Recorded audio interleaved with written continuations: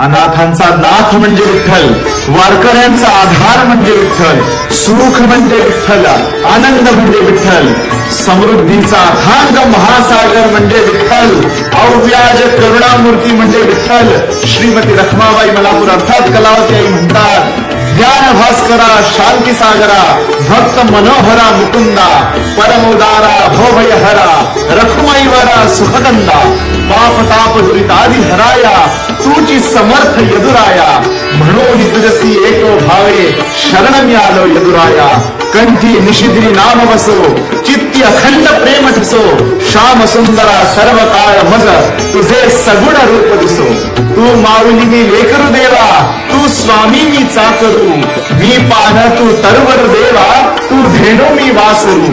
तू पावन मी पतित देवा तू दाता मी याचक तू फूल मी सुवास देवा तू मालक मी सेवक तू गुळ मी गोडी देवा तू धनुष्य मी बाण तू डोंगर मी चारा देवा तू चंदन मी सहाण तू चंद्रमा मी चकोर देवा मी कला तू पौर्णिमा तुझ्या वर्णनासी नाही सीमा असा अगाध तुझा महिमा.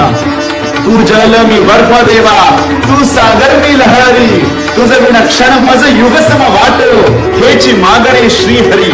वत्सा गाय बाळा माय देवी मजला तू आई काया वाचा मने सुदोदित तव कधी सेवा मज देई.